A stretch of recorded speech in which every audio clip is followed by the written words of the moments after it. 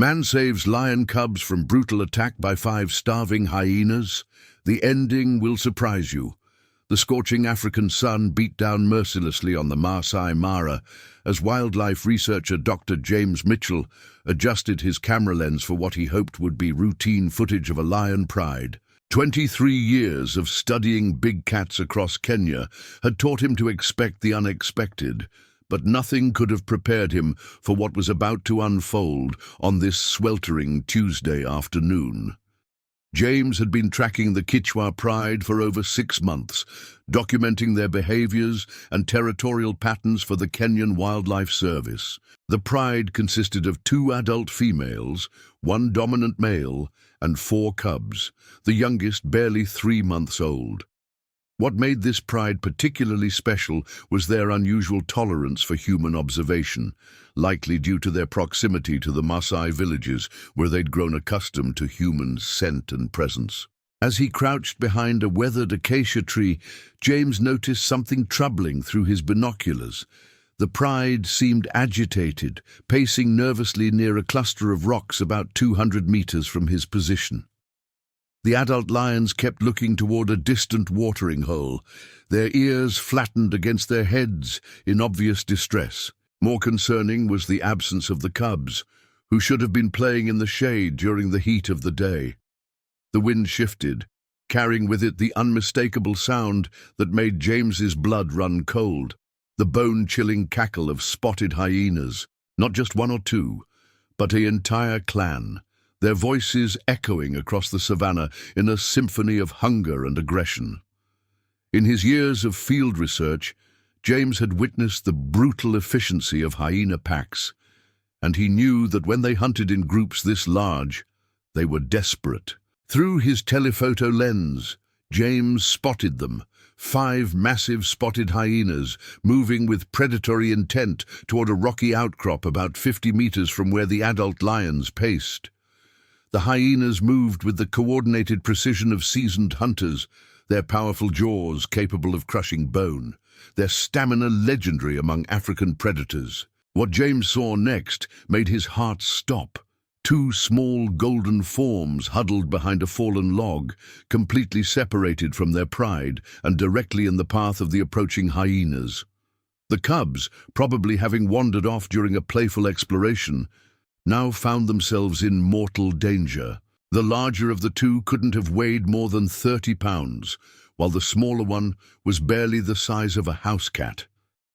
Their tiny roars, more like squeaks, carried across the distance as they called desperately for their mothers. The adult lions had clearly detected the danger, but a deep ravine separated them from their offspring. The lionesses paced frantically along the edge, roaring their distress, but the rocky terrain made it impossible for them to reach the cubs quickly.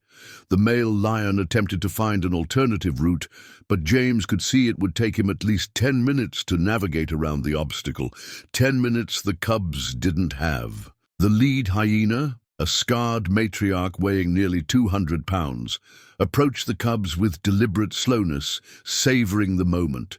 Her clan followed in formation, cutting off any escape routes. James had seen this behavior before. Hyenas were notorious for their psychological torment of prey, often toying with victims before delivering the killing blow. The cubs pressed themselves against the log, their golden fur barely visible against the weathered wood. Every instinct James had developed over 2 decades of field research screamed at him to remain hidden, to document rather than interfere with nature's harsh realities. Wildlife researchers lived by an unspoken code: observe, don't intervene. The natural world operated by its own rules, and human interference, however well-intentioned, could disrupt delicate ecological balances. But as James watched through his camera lens, something deeper than professional protocol stirred within him. The smaller cub, probably a female, had positioned herself protectively in front of her slightly larger sibling despite being hopelessly outmatched. There was something profoundly moving about this tiny creature's courage, a 3-month-old lion cub attempting to shield her brother from certain death. The matriarch hyena crept closer, her massive jaws opening to reveal rows of bone-crushing teeth. The other 4 hyenas flanked her position, ensuring no escape. In that moment, James made a decision that would haunt and define him for the rest of his life. Abandoning his camera equipment, James emerged from his hiding place and began running toward the confrontation. His khaki field clothes flapped in the wind as his boots pounded against the hard-packed earth. He had no weapon except for a metal water bottle and a folding shovel he used for digging equipment anchors. What he did have was 23 years of experience reading animal behavior and an intimate knowledge of hyena pack dynamics. As he ran, James began shouting and waving his arms, making himself appear as large and threatening as possible. The sound of a human voice in the wilderness had an immediate effect. The hyenas paused their advance, their heads turning toward this unexpected intruder. For a moment, the entire scene froze like a tableau from some primordial drama. The lead hyena snarled in James's direction, clearly irritated by the interruption, but not immediately threatened. Hyenas, unlike many African predators, weren't naturally fearful of humans. Their powerful jaws and pack mentality made them formidable opponents even for armed hunters. James knew he was taking an enormous risk, but he also understood that his best chance lay in disrupting their hunting formation rather than engaging them directly. He positioned himself between the hyenas and the cubs, spreading his arms wide and continuing to shout. The cubs, sensing a potential ally, squeaked louder and began moving toward him. This movement triggered the hyenas' prey drive, and suddenly the situation escalated from tense standoff to active confrontation. The matriarch charged first, covering the distance between them with frightening speed. James swung his water bottle in a wide arc, the metal connecting with the hyena's snout in a solid blow that sent her stumbling sideways. The impact traveled up his arm like an electric shock, but he maintained his footing and continued shouting. The other hyenas circled warily, testing his resolve, but clearly confused by his behavior. In their experience, humans either fled immediately or stood their ground with firearms. This lone man with improvised weapons was an anomaly in their hunting calculations. One of the younger males attempted to dart past James toward the cubs, but he anticipated the move and pivoted to block the attack. His folding shovel caught the hyena across the shoulder, not causing serious injury, but demonstrating that he was willing to fight. The psychological effect was significant. Pack animals like hyenas relied on numerical advantage and victim intimidation. When prey fought back effectively, it often triggered hesitation and reassessment. For several terrifying minutes, James found himself engaged in a deadly dance with 5 of Africa's most efficient predators. His advantage lay not in strength or weaponry, but in unpredictability and protective determination. Every time a hyena approached the cubs, he positioned himself as an obstacle, using his shovel and water bottle to create a zone of deterrence around the small lions. The cubs, meanwhile, had pressed themselves against his legs, their tiny claws digging through his canvas pants as they sought protection.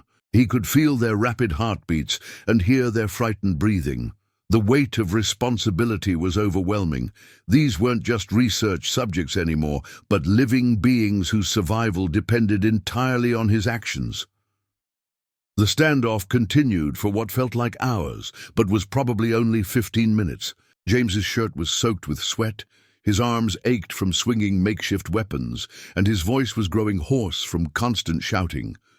The hyenas showed signs of frustration, pacing in wider circles and occasionally snapping at each other, behavior that indicated internal pack tension about whether to continue the hunt.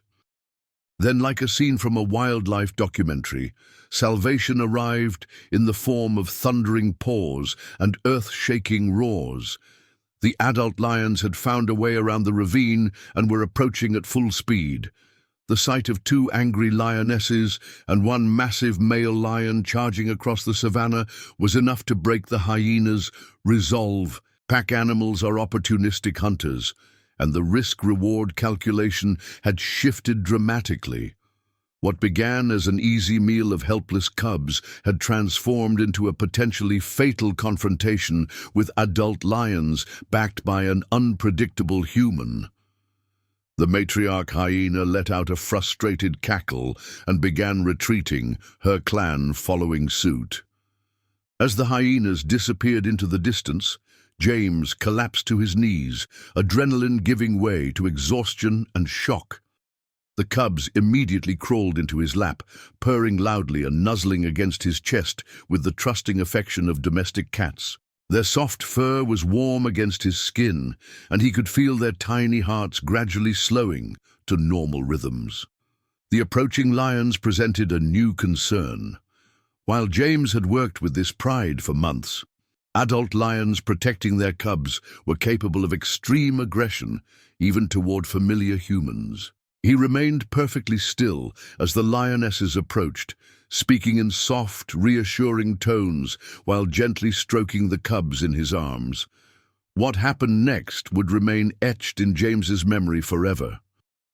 Instead of displaying territorial aggression, the lionesses approached with obvious relief and gratitude. The larger female, whom James had named Nala in his research notes, actually rubbed against his shoulder, behavior typically reserved for pride members and trusted allies. The male lion, a magnificent specimen with a full black mane, positioned himself protectively nearby, but showed no signs of hostility. For nearly an hour, James sat in the midst of the lion pride as the cubs nursed from their mothers and played around his feet. It was an unprecedented display of interspecies trust and acceptance. The lions seemed to understand that he had risked his life to protect their offspring, and they welcomed him into their family circle with a warmth that transcended the boundaries between human and animal. As the sun began to set, painting the savannah in shades of gold and orange, James reluctantly began gathering his equipment. The cubs followed him as he walked, rubbing against his legs and purring contentedly.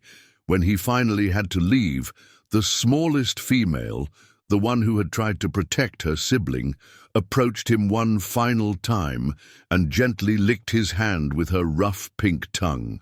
10-minute mark call to action.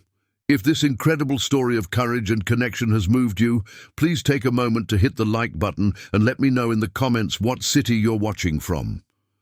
Your engagement helps share these amazing wildlife stories with people around the world. Now, let's continue with what happened next.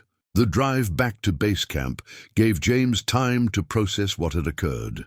He had violated fundamental principles of wildlife research, potentially altering the natural behavior of the animals he was supposed to observe objectively. According to every protocol he'd learned in graduate school and practiced for over 2 decades, his intervention was scientifically questionable at best, professionally irresponsible at worst. But as he replayed the events in his mind, James felt no regret. The image of that tiny cub positioning herself protectively in front of her brother had triggered something primal in his own psychology. Perhaps the same protective instinct that drove lionesses to fight to the death for their offspring, or prompted elephant herds to surround their young when threatened. Back at camp, James sat at his field desk and began writing his incident report. Standard protocol required him to document any unusual interactions with study subjects. But how could he explain what had happened? How could sterile scientific language capture the moment when a 3-month-old lion cub had looked directly into his eyes and trusted him with her life? His research partner, Dr. Sarah Chen, arrived at camp just as James was finishing his report. Sarah was a brilliant ethologist who had spent her career studying animal cognition and emotional intelligence. When James recounted the day's events, she listened without judgment, occasionally asking clarifying questions, but never criticizing his decision to intervene. "You know," Sarah said finally, "there's emerging research about emotional cognition in big cats. Some scientists believe that lions, like elephants and primates, are capable of recognizing altruistic behavior and forming lasting emotional bonds with other species. What you experience today might not be as unusual as we think. Over the following weeks, James continued monitoring the Quechua pride with even greater attention to detail. The cubs had survived their ordeal without apparent trauma, playing and exploring with typical feline curiosity. But something had changed in their relationship with him. Whenever he approached the pride's territory, the cubs would run toward his vehicle, purring and rubbing against the tires as if greeting an old friend. The adult lions also displayed unprecedented tolerance for his presence. Nala often brought the cubs closer to his observation point, as if deliberately allowing him better access for his research. The male lion, previously aloof and suspicious of human presence, now acknowledged James with what could only be described as respectful nods when their eyes met across the savannah. 3 months after the hyena incident, James witnessed behavior that challenged everything he thought he knew about interspecies relationships. While documenting the pride's hunting patterns, he accidentally stepped into a hidden aardvark burrow and twisted his ankle severely. The pain was immediate and intense, leaving him unable to walk back to his vehicle. As James sat on the ground, wondering how he would manage the half-mile trek to safety, he heard familiar sounds approaching through the tall grass. The 2 cubs he had saved, now significantly larger and more confident, emerged into the clearing followed by their mothers. Instead of maintaining typical lion caution around an injured human, they approached with obvious concern. The larger cub, whom James had begun calling Kisi, Swahili for born during troubled times, actually pressed against his injured leg as if trying to provide comfort. Her sister, Amani, meaning peace, positioned herself protectively nearby while continuously scanning the horizon for threats. The lionesses maintained a watchful perimeter, while James used his satellite phone to call for assistance. For over 2 hours, the lion pride remained with James until the rescue vehicle arrived. It was behavior that defied conventional understanding of predator-prey relationships and challenged assumptions about animal emotional intelligence. These lions were demonstrating what could only be called loyalty, gratitude, and genuine concern for his well-being. The incident marked a turning point in James's research focus. Working with Sarah Chen and a team of international colleagues, he began documenting what they termed reciprocal altruism between humans and large predators. Their findings suggested that lions, like other highly intelligent mammals, were capable of recognizing beneficial actions and responding with their own protective behaviors. As months passed, the bond between James and the Quechua pride deepened beyond anything documented in scientific literature. The cubs, now approaching adolescence, would seek him out during his research visits, often bringing him gifts in the form of small bones or interesting rocks, behavior typically reserved for pride members or potential mates. The adult lions incorporated him into their social structure in subtle but meaningful ways. They would position themselves to include him in their territorial surveys, pause their hunts when he was nearby, possibly to avoid causing him distress, and even share their kills by leaving portions specifically in areas where he conducted his research. Most remarkably, James began observing instances where the lions actively protected him from other potential threats. When a territorial bull elephant approached his observation post aggressively, the male lion positioned himself between James and the elephant, effectively diffusing a potentially dangerous situation. On another occasion, when a competing male lion from a neighboring pride entered the territory, Nala's mate made it clear that James was under the pride's protection. These behaviors suggested a level of emotional sophistication and social awareness that challenged traditional scientific understanding of lion cognition. James and Sarah's research began attracting international attention, with wildlife psychologists and animal behaviorists requesting access to their data. But for James, the scientific implications, while fascinating, were secondary to the personal transformation he was experiencing. His relationship with the Quechua pride had fundamentally changed his understanding of the boundaries between human and animal consciousness. The lions weren't just exhibiting learned behaviors or simple conditioning, they were demonstrating genuine emotional attachment and protective loyalty. 18 months after the hyena attack, James received news that would test the depth of these interspecies bonds. Park authorities informed him that the Quechua pride's territory was scheduled for development as part of a new tourism initiative.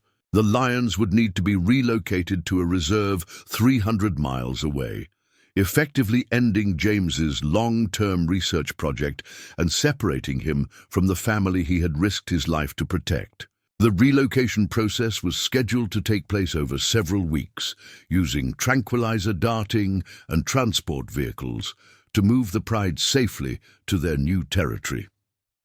As a researcher, James understood the necessity of such conservation efforts. As someone who had formed deep emotional bonds with these particular animals, the prospect was heartbreaking. On the night before the first transport was scheduled, James made an unauthorized visit to the pride's territory. He found them resting beneath their favorite acacia tree, the cubs now nearly full-grown, and the adults showing the dignified bearing of an established family unit. As he approached, Kessie and Amani rose to greet him with their usual enthusiasm, purring loudly and rubbing against his legs. But there was something different in their behavior, a restlessness and anxiety that suggested they sensed the impending change. Lions, like many animals, are highly sensitive to human emotional states and environmental disruptions. James spent the entire night with the pride, sharing what he somehow knew would be their final evening together. The lions gathered around him in a protective circle, with the cubs curled against his sides and the adults maintaining their watchful positions.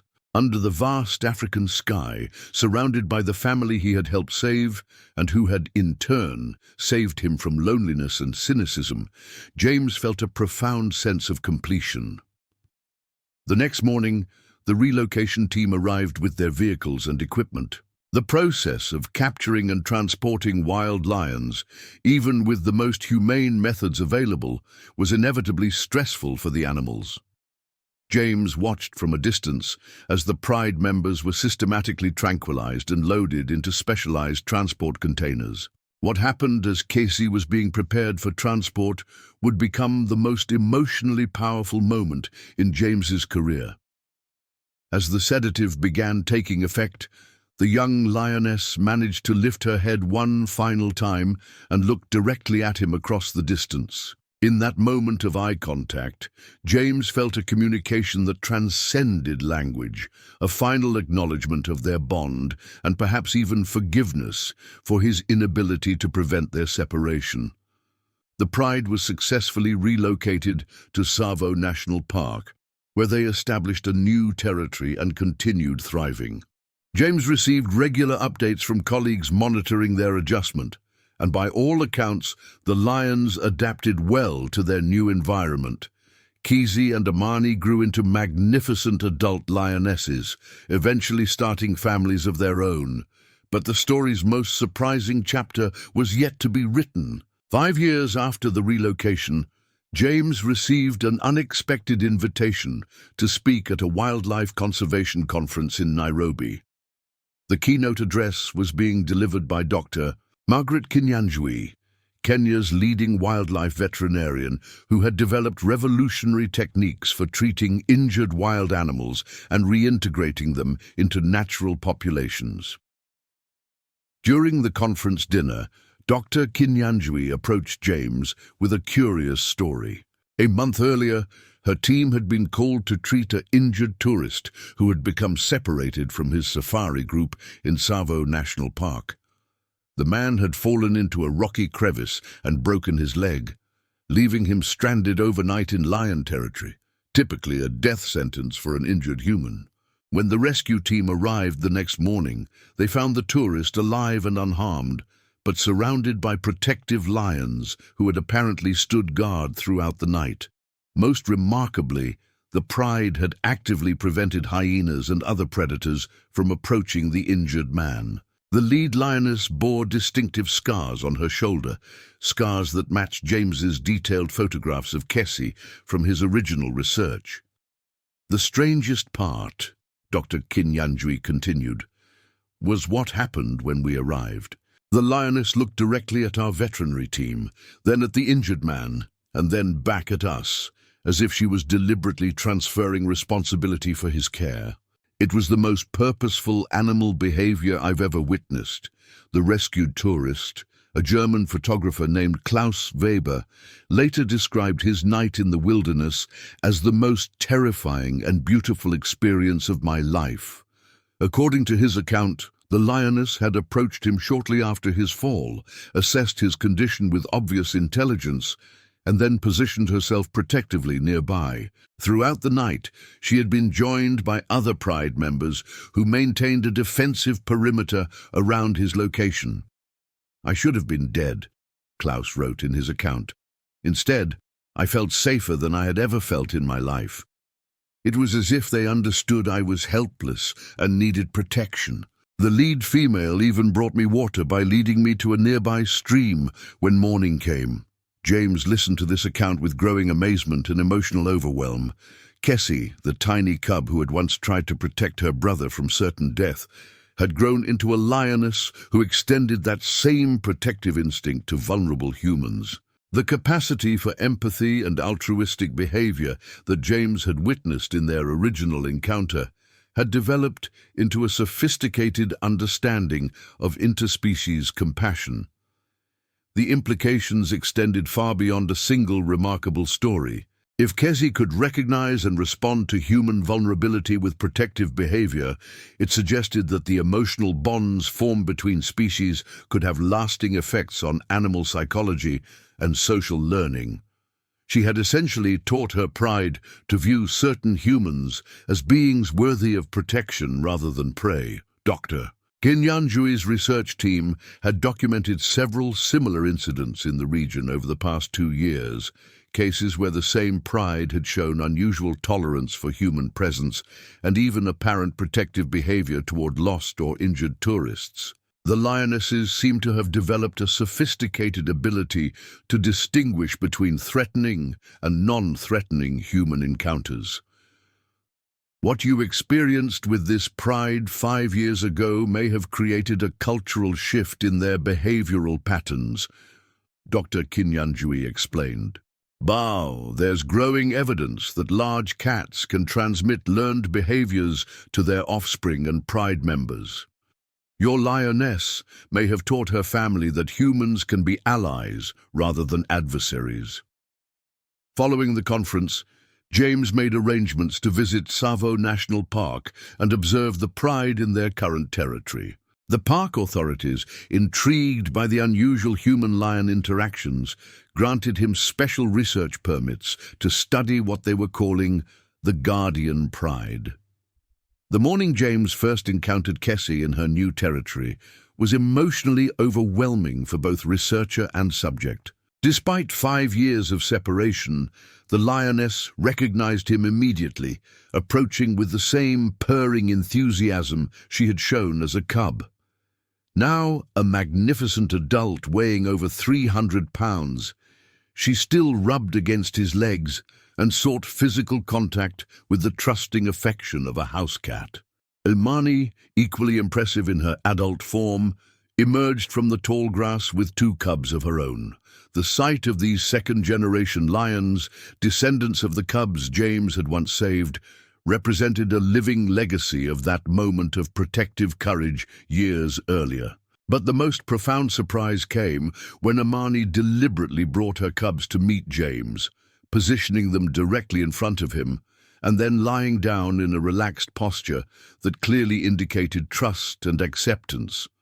She was introducing him to her offspring not as a potential threat, but as a family friend and protector.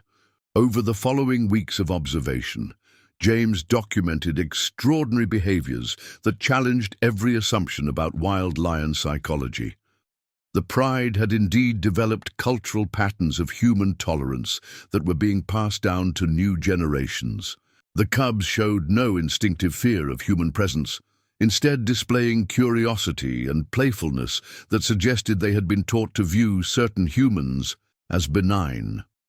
More remarkably, James witnessed several instances where the pride actively intervened in potentially dangerous situations involving humans.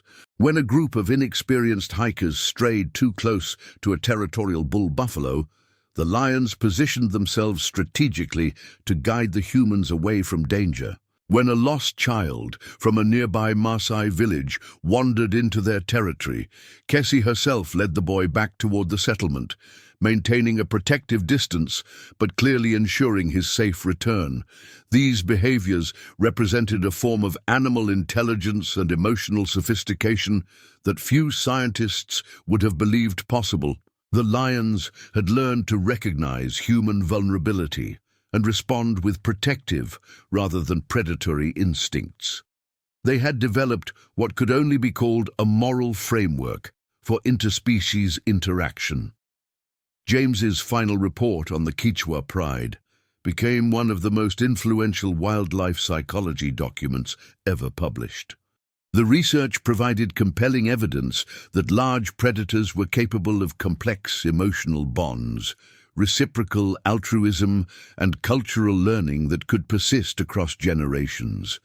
But for James personally, the scientific recognition was secondary to a more profound realization. His decision to risk his life for two helpless lion cubs had created ripple effects that continued expanding years later.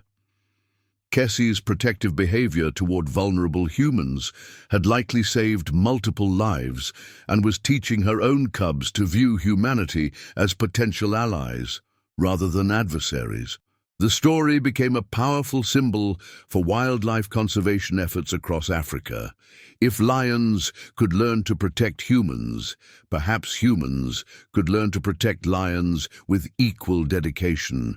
The relationship between the Quechua pride and the communities surrounding Tsavo National Park became a model for human-wildlife coexistence programs throughout East Africa. As James prepared to leave Tsavo after his research visit, he spent one final evening with the pride. The lions gathered around him in their familiar protective formation, with Kessie and Amani flanking his sides and the new generation of cubs exploring his equipment with fearless curiosity. Under the same vast African sky where he had once faced 5 hungry hyenas with nothing but determination and improvised weapons, James reflected on the unexpected journey that single moment of courage had initiated. He had saved 2 tiny cubs from certain death, but in doing so, he had discovered that the boundaries between species were far more fluid than science had previously understood. The cubs he had protected had grown into lionesses who now protected others. The bonds of trust he had formed through one act of selfless bravery had created a legacy of interspecies cooperation that would likely persist for generations. In saving them, he had somehow saved himself from a worldview that saw humans and wildlife as inevitable adversaries. As the stars emerged overhead and the sounds of the African night surrounded them, James felt a deep sense of peace and completion. He had learned that courage wasn't about the absence of fear, but about choosing love over safety when it mattered most. The lions had taught him that family isn't defined by species, that loyalty transcends biology, and that sometimes the most profound connections are formed in moments of shared vulnerability. The small female cub, who had once tried to shield her brother from danger, had become a magnificent lioness who now shielded lost humans from the harsh realities of the wild. It was a reminder that every act of protection, no matter how small or seemingly insignificant, has the potential to create expanding circles of compassion that can change the world in ways we never imagined. When James finally stood to leave, Cassie approached him one last time. She pressed her massive head against his chest, purring with the same contentment she had shown as a tiny cub in his lap 5 years earlier. In that moment, he understood that some bonds transcend time, distance, and even species. That love, once formed through courage and sacrifice, becomes eternal. The man who had once saved 2 lion cubs from certain death had in turn been saved by their enduring gratitude and protection. It was a reminder that in the complex web of life on Earth, we are all connected by invisible threads of mutual dependence, shared vulnerability, and the capacity for extraordinary love. And perhaps that was the most surprising ending of all.